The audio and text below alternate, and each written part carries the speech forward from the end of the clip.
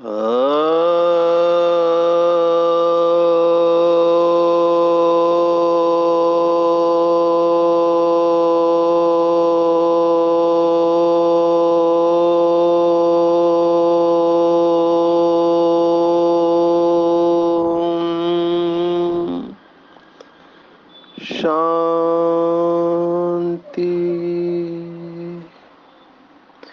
आज 17 जनवरी 2023 भारत में मंगलवार है। Today is 17th January 2023 and it's Tuesday in Bharat. आज की मुरली का जादुई रहस्य स्वयं को प्रेरणा देने के लिए magical secrets of today's Murli for motivating the self. आज की पूरी साकार मुरली एक शब्द के ऊपर रिवॉल्व करती है। वैसे भी मुरली को ज्ञान मुरली कहा जाता है। तो ज्ञान का सागर परमात्मा इस संगम युग पर हमको सर्वश्रेष्ठ ज्ञान देकर हमारी ऊंची तकदीर बनाने के लिए आया हुआ है। तो आज का शब्द है मुरली का पाठशाला। पाठशाला स्कूल, कॉलेज, यूनिवर्सिटी, विश्वविद्यालय, ये सब शब्द बाबा ने मुरलियों में इस्तेमाल किए हैं। आज ये पाठशाला शब्द बहुत बार आया है। पाठशाला में दो शब्द है, एक पाठ है और एक शाला है। तो शाला में पाठ पढ़ाए जाते हैं। बाबा ने सभी शास्त्रों का सार, ये बाबा की कमाल है। ज्ञान का सागर है तो शब्दों के साथ खेलना जानता है। तो कैसे खेल खेल में पढ़ाई को पढ़ाते हैं। आज भी स्कूलों में ये नया ट्रेंड आया है कि आप बच्चों को क्या सिखाते हैं, इससे ज़्यादा ज़रूरी है किस तरह से सिखाते हैं। सिखाने का तरीका बदलना चाहिए। मुझे याद आ रहा है कि भारत के रविंद्रनाथ टैगोर, अभी जो भी कलकत्ता के भाई बहने हैं इसको बहुत अच्छी तरह समझ सकते हैं, या जिन्होंने रविंद्रनाथ टैगोर जी का चरित्र पढ़ा था, बहुत ही अच्छे कवि लेखक थे। आपको अगर गीत अच्छे लगते हैं, गाने अच्छे लगते हैं, तो कभी आप रविंद्र संगीत सुनना चाहिए। बहुत गहरी बातें उन्होंने लिखी हुई है। रविंद्र संगीत ये संगीत का एक प्रकार है उस तरफ। तो ये प्रयोग करते थे। इन्होंने जो स्कूल खोला था, उस स्कूल में वो बच्चों को फ्री छोड़ते थे।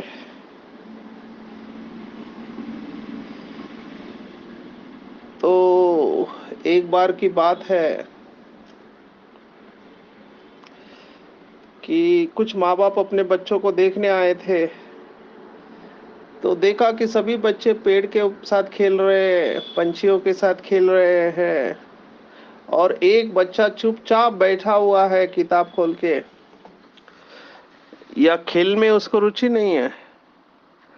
तो पालकों ने कहा, देखो ये बच्चा कितना होशियार है, उसका ध्यान पूरा पढ़ाई पर है। और रविंद्र जी को पूछा कि बाकी के बच्चे खेल रहे हैं, सब मस्ती कर रहे हैं, आप उनको क्यों नहीं समझाते कि इस बच्चे की तरह वो भी पढ़ाई करे। तब रविंद्र जी ने बहुत अच्छा जवाब दिया, मुझे वो खेल कूदने वाले बच्चों की बिल्कुल चिंता नहीं है, मुझे चिंता इस बच्चे की है जो किताब लेकर बैठा है। बात समझ के बाहर है। सभी माँ बाप चाहते हैं कि हमारे बच्चे केवल किताब लेके बैठे और कुछ नहीं करें, और आज आज हम इसका खामियाना भुगत रहे हैं। मैं पूरे भारत में जाता हूँ तो माँ बाप की हालत देख के मैं परेशान होता हूँ। सोचता हूँ ये माँ बाप क्या कर रहे हैं। केवल किताब लेके पढ़ना है, नंबर लाना है, मार्क्स लाना है, इतना प्रेशर बच्चों के ऊपर। अभी पढ़ाई माना वो समझते हैं कि मार्क्स लाना यही पढ़ाई है। और बच्चों को बचपन से यही पूछा जाता है कि कितने मार्क्स आए, कितने परसेंटेज आए।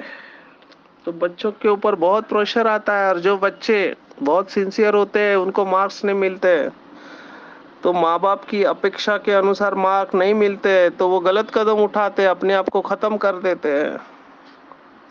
क्योंकि बच्चे को लगता है मार्क लाने से ही मम्मी और पापा खुश होते हैं, बाकी किसी से खुश नहीं होते।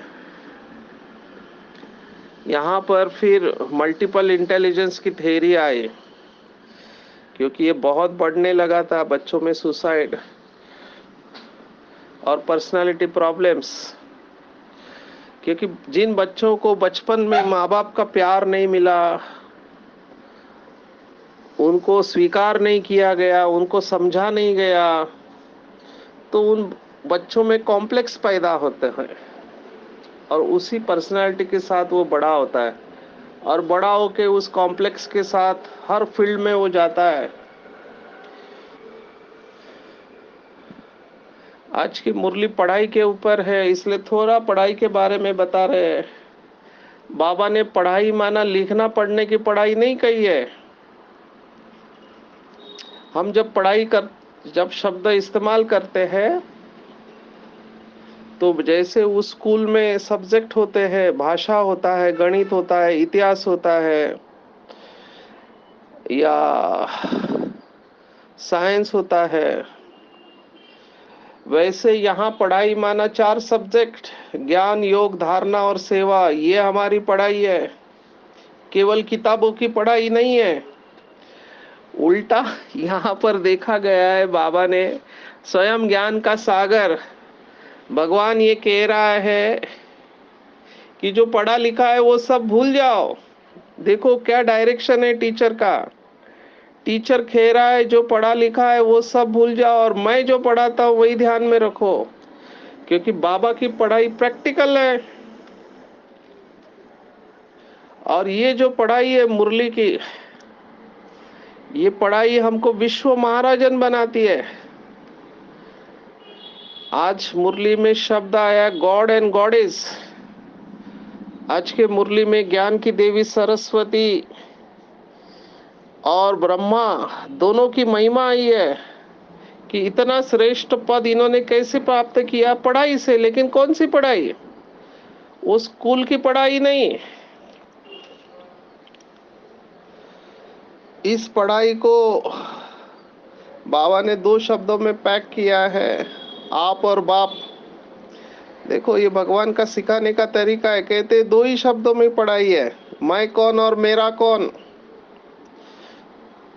दादी जानकी ने इसमें तीसरा शब्द डाल दिया, क्योंकि जैसे ही आपने समझ लिया मैं कौन हूं और मेरा कौन है, तो मुझे क्या करना है ऑटोमेटिकली आ जाता है। तो मैं कौन और मेरा कौन, ये है पढ़ाई। पर इसको ही समझने में पूरी जिंदगी चली जाती है। अंग्रेजी में कहते हैं who am I is the only question.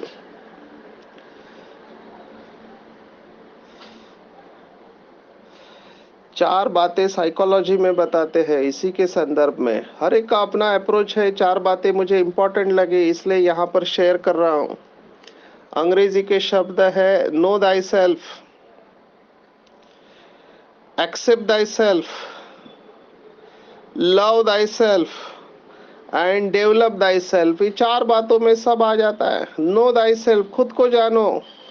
Accept thy self, खुद को स्वीकार करो। खुद को जानो माना अपनी कमी कमजोरियों को जानो, अपना बल स्थान पहचानो कि मेरे अंदर कौन से अच्छे गुण हैं और मेरे अंदर कौन से अवगुण हैं। स्ट्रेंथ एंड वीकनेस, इसको जानो। उसके बाद अपने आप को स्वीकार करो पूरी तरह से, क्योंकि अगर स्वीकार नहीं किया अपने आप को तो आपकी एनर्जी खुद को क्रिटिसाइज करने में, खुद की टीका करने में जाएगी। तो खुद को स्वीकार करना है।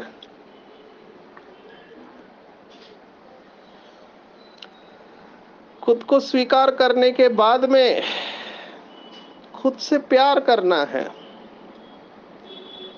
साइकोलॉजी में हम एक एक्सरसाइज देते हैं जिनका सेल्फ एस्टीम कम होता है, माना जो खुद को कम समझते हैं, उनको हम बोलते हैं कि मिरर के सामने खड़े रहो, आईने के सामने, अपनी आंखों में आंखें डाल के देखो और बोलो तुम बहुत अच्छे हो और मैं तुमसे प्यार करता हूं या करती हूं, अपने आप से।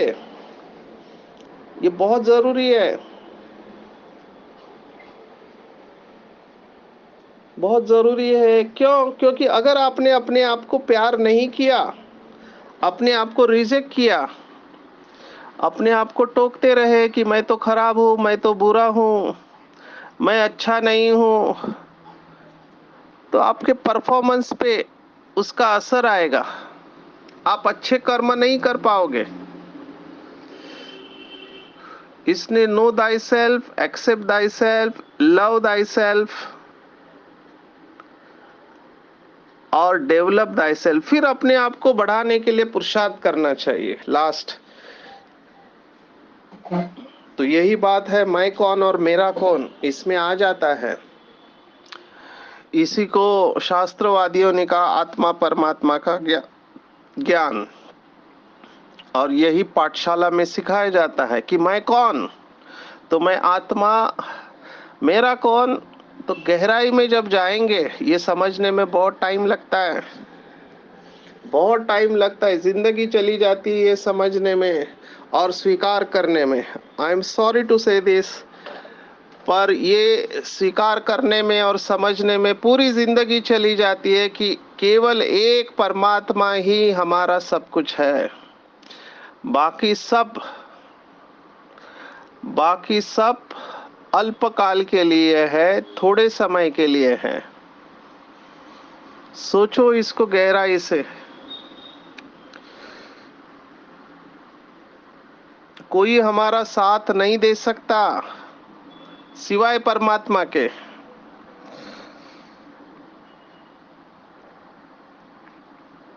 किसी शायर ने बहुत खूब कहा है,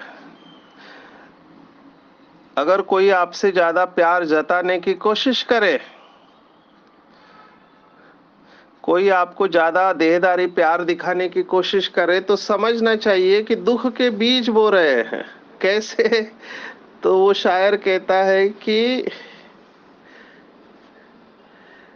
ऐ दिल जख्म के लिए तैयार हो जा, कुछ लोग बहुत प्यार से पेश आ रहे हैं। क्योंकि जो हमको प्यार देते हैं देहदारी, तो हमारी उनसे अपेक्षाएं बढ़ने लगती है और हम सोचते हैं कि हमेशा वो हमको ऐसे ही प्यार करता रहे, जो कि संभव नहीं है। क्योंकि वो संपूर्ण नहीं है। संपूर्ण केवल एक परमात्मा है। केवल एक परमात्मा ही निरंतर प्यार दे सकता है, भाई बाकी कोई भी देहदारी ये नहीं कर सकता। इसलिए क्या होता है, संबंधों में अपेक्षाएं पूर्ण नहीं होती है तो दुख होता है। क्योंकि डिस्चार्ज बैटरी आपको चार्ज नहीं कर सकती, और हम सब जानते हैं कलयुग का अंतिम समय है, सभी आत्माओं की बैटरी डिस्चार्ज है।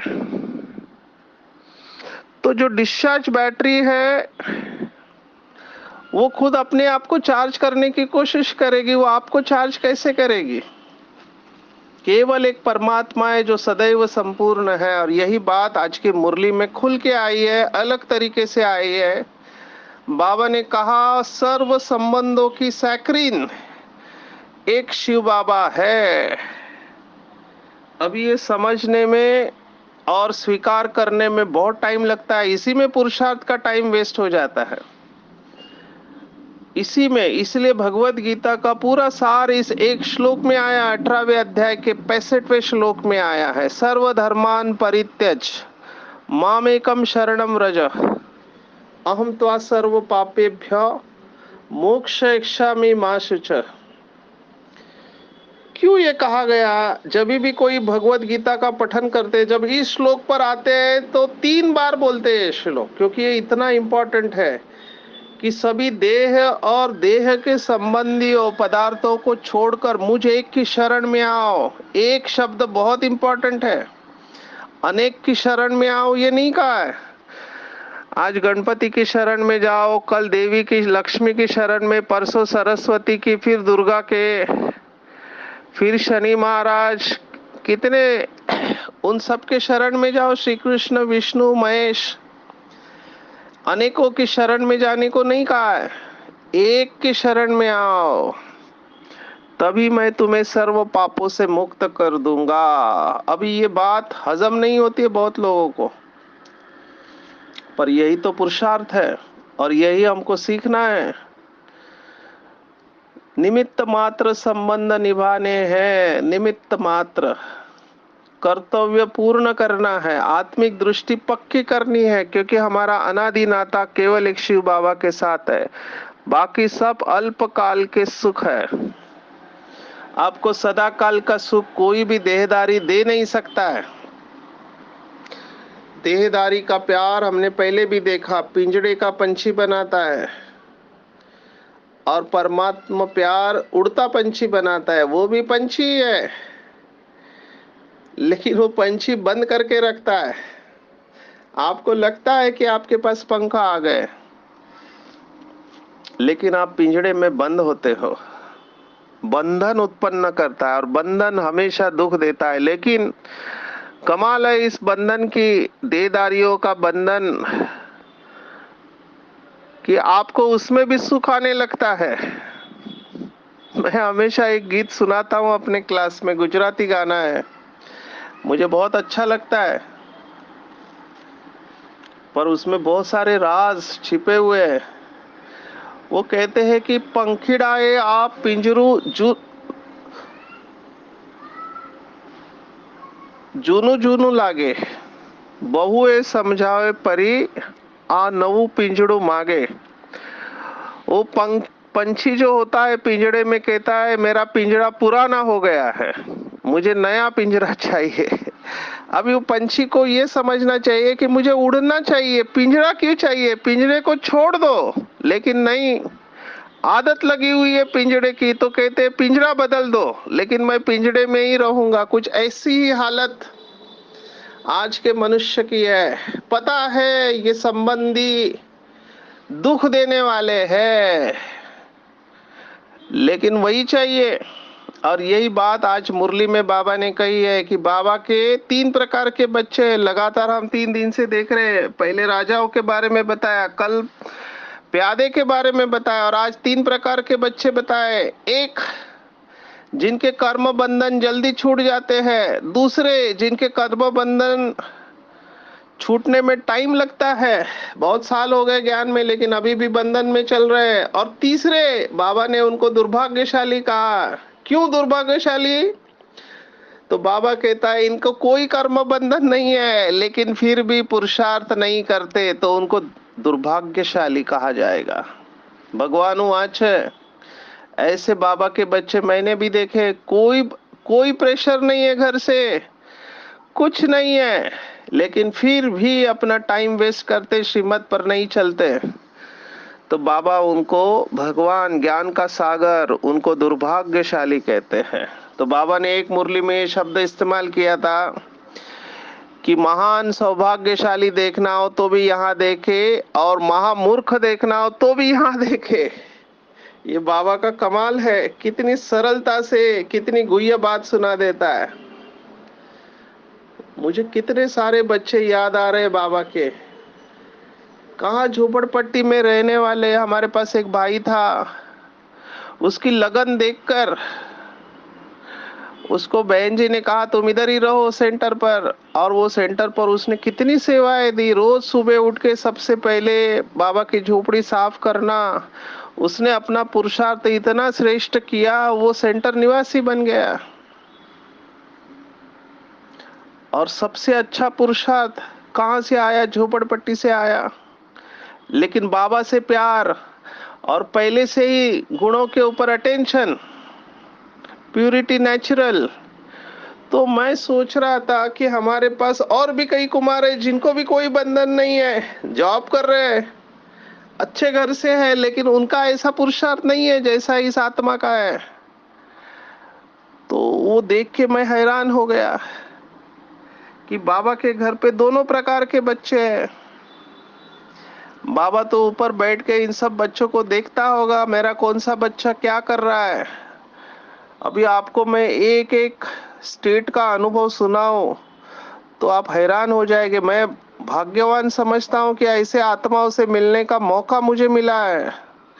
एक तो मैं कभी भूल नहीं सकता हूँ, अरुणाचल प्रदेश में मेरा क्लास था। अभी बहुत अंदर था, उस समय तो सेंटर भी नहीं था, एक छोटे से कमरे में सेंटर चलता था। लेकिन हमेशा मैं लक्ष्य रखता हूँ कि जहाँ कोई जाता नहीं है वहां मैं जाऊंगा, क्योंकि ज्यादातर लोग तकलीफ नहीं चाहते, बड़े बड़े जोन के बड़े बड़े सेंटर में जाते, छोटे सेंटर पर और छोटी बहनों के पास कोई नहीं जाता।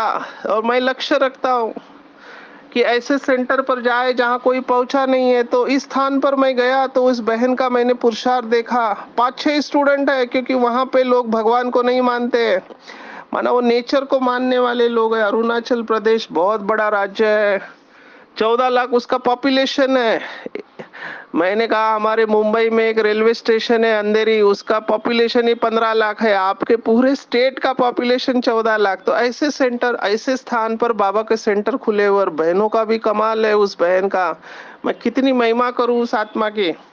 5 स्टूडेंट आए थे, तो मैं गया वहां पे और मेरे मुख से निकल गया, क्योंकि वहां पे मैंने एक माता को देखा जो लोकल है, उसको भाषा भी नहीं आती। और अरुणाचल प्रदेश की लेखी भाषा नहीं है, माना लिखी जाती है, वो बोली भाषा बोलते हैं, उसको डायलेक्ट बोलते हैं, अंग्रेजी में बोला जाता है, लिखा नहीं जाता है। जैसे मराठी, गुजराती, हिंदी, कन्नड़ ये लिखा जाता है और बोला जाता है, वहां लिखा नहीं जाता है, बोला जाता है।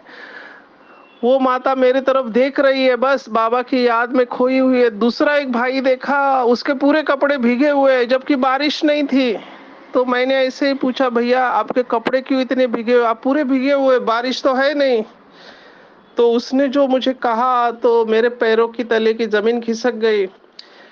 उसने मुझे कहा कि सर आप इतने दूर से मुंबई से आ रहे हैं हमारे पास, हमको ऐसे क्लास नहीं मिलते, मैं आपका क्लास सुनने के लिए आया हूँ, लेकिन हमारे घर यहाँ से दूर है, तो वहां नदी है बीच में और बोट से आना पड़ता है, मेरी बोट मिस हो गई, अभी मैं क्या करूँ, मुझे आपका क्लास सुनना था, इसलिए मैं नदी में तैरते हुए आया हूँ, भागते भागते आया हूँ।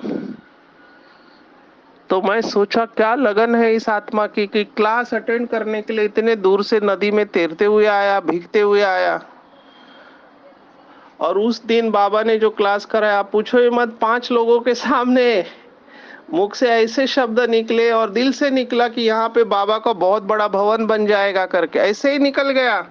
मुझे नहीं पता था आगे क्या होने वाला है, लेकिन आज आप सबको बताते हुए बहुत खुशी होती है कि वहां पे 2 मंजिला बाबा का बहुत बड़ा भवन बनाया, बहुत सारे बाबा के बच्चे वहां स्टूडेंट बने हैं। तो ऐसी तपस्वी आत्माएं मैंने देखी है पूरे भारत में। समय कम है इसलिए मैं इसमें ज्यादा नहीं जाता हूँ, लेकिन मैं फिर से ये कहता हूँ, महान भाग्यशाली देखना है तो यहाँ देखे, महान दुर्भाग्यशाली देखना है तो भी यहाँ देखें। जो अपना टाइम वेस्ट करते हैं परमत, परदर्शन और परचिंतन में, उनको हम महान दुर्भाग्यशाली ही कहेंगे। ऐसे लोगों को हम कहेंगे बाहर मुक्ता के रस में या भाव स्वभाव के टक्कर में, व्यक्त भाव, वाइब्रेशन, संकल्प, बोल, संबंध, संपर्क, इसके द्वारा एक दो को व्यर्थ की तरफ उकसाने वाले अभी मुझे बहुत वंडर लगता है क्योंकि हम सेंटर पे रहते हैं, आते जाते देखते हैं, आए हुए हैं।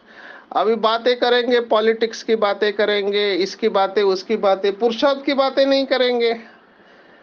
चलो आपका उससे कोई कनेक्शन है, आप मीडिया वाले हैं, पॉलिटिशियन में सेवा देते तो बात अलग है, उसका कोई कनेक्शन नहीं है। कौन क्या कर रहा है, कौन किससे बात कर रहा है, कौन कहाँ जा रहा है, कहाँ नहीं जा रहा है, अभी इससे कोई फायदा नहीं है।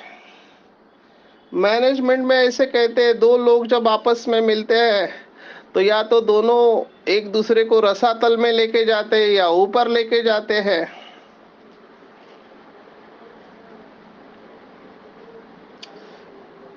तो हमको देखना चाहिए कि दिन भर में मैं कौन से रस का अनुभव लेता हूँ, बाहर मुक्ता का रस या अंतर्मुक्ता रस, या जो कहा कि सर्व संबंधों की सैक्रीन का रस। तो बाबा ने आज एक शब्द इस्तेमाल किया, बाबा ने कहा कि पहले इस बाहर मुक्ता के रस को कैंची लगाओ, माना काट दो इसको। भगवत गीता में एक श्लोक आता है 15वें अध्याय में, बहुत सुंदर, मेरा फेवरेट श्लोक है। असंग शस्त्रेण दृढ़ेन छित्वा, असंग शस्त्रेण दृढ़ेन छित्वा, माना वैराग्य से या अनासक्त भाव से, दृढ़ता से इसको काट डालो। जो बाबा ने आज शब्द इस्तेमाल किया, कैंची लगाओ, माना काट डालो। ये जो वृक्ष है बाह्य मुक्ता का या संबंधों का, जो आपके मन और बुद्धि को भटका रहा है, इसको कैंची लगाओ। मेरे पास बहुत सारे फोन आते हैं, माताओं के विशेष आते हैं, भाइयों के भी आते, कुमार कुमारियों के आते, कहते क्या करें, हमें कर्म बंधन है, कर्म बंधन है। तो मैं उनको एक ही बात कहता हूँ, क्या आपके मन को कोई बांध सकता है? तन को भले 100 पिंजरों के अंदर रखे, लेकिन मन को कोई बांध नहीं सकता है। और सबसे सूक्ष्म बंधन होता है मन का बंधन। मन का बंधन ही सबसे सूक्ष्म बंधन है, जिसको हम मैनेजमेंट की भाषा में कहते हैं कंफर्ट जोन। कंफर्ट जोन ये अंग्रेजी शब्द है। बस मेरे से इतना ही होता है, इससे ज्यादा मैं कर नहीं सकता, मेरी शक्ति इतनी है। ये है, आपने अपने आप को बांध लिया। हेनरी फोर्ड करके एक बहुत फेमस बिजनेसमैन होके गए, जिन्होंने फोर्ड मोटर बनाई, उनकी भी कहानी बहुत प्रेरणादायी है। उनको V8 इंजन बनाना था। उन्होंने अपने साइंटिस्ट R&D के टीम को बोला मुझे V8 इंजन चाहिए। उस समय V8 नाम का कोई इंजन नहीं था। तो इन्होंने बहुत कोशिश की और फिर उनको कहा कि सर ऐसा कुछ हो नहीं सकता। उन्होंने कहा नहीं मुझे चाहिए, आप बनाओ। फिर लगे रहे लगे रहे लगे रहे, आखिर पहली बार V8 इंजन हुआ। तो फोर्ड का एक फेमस महावाक्य है, कोट है, वो कहते हैं if you think you can और कैनॉट, यू आर राइट। अगर आप सोचते हो कि मैं कर सकता हूं या मैं नहीं कर सकता हूं, दोनों ही दशाओं में आप ठीक होते हैं। तो ये है मन का बंधन, जो सोचते हैं कि मेरे से नहीं होगा, अमृत वेला मेरे से नहीं होगा, मैं अपने संस्कारों को परिवर्तन नहीं कर सकता हूं, मैं अपने कर्म बंधन को काट नहीं सकता हूं, मेरे संस्कार बहुत कड़े हैं, मेरे से नहीं हो सकता है। ये मन का बंधन है। इसलिए कहा मन जीते जगत जीत। इस मन के बंधन को काट लो। शास्त्रों ने स्पष्ट कहा है, मन एवं मनुष्यानाम कारणम बंध मोक्षयो, बंधन और मोक्ष का कारण ये तुम्हारा मन ही है, संकल्प ही है।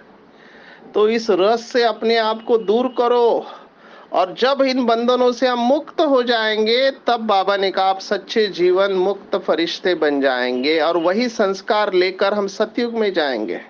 तो अभी हमको अटेंशन रखना है कि हमारे चारों तरफ जो भी लोग हैं, वायुमंडल है, उसका प्रभाव हमारे ऊपर नहीं पड़ना चाहिए, क्योंकि वो प्रभाव अच्छा या बुरा, दोनों प्रभाव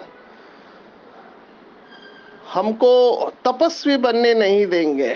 तो ऐसे बंधन के प्रभाव से मुक्त होने के लिए साक्षी और रहम दिल का भाव जो अपने अंदर रखते हैं, वही बाबा के सच्चे तपस्वी बच्चे हैं। तो आज इस तपस्या मास में, अव्यक्त मास में, वरदानी मास में हम ऐसी तपस्या करेंगे कि कैसी भी परिस्थिति हो, कैसे भी लोग हो, मेरे ऊपर उसका अच्छा या बुरा कोई भी प्रभाव नहीं पड़ना चाहिए। एक बाप से सर्व संबंधों का रस मैं सदैव खींचता रहूं। जब ऐसा रस मैं खींचता रहूंगा, ऐसी पढ़ाई मैं पढ़ूंगा, तब मेरी तकदीर ऊंची बन जाएगी और मैं कल्प कल्प का विश्व राज्य अधिकारी बन जाऊंगा। अच्छा, ओम शांति।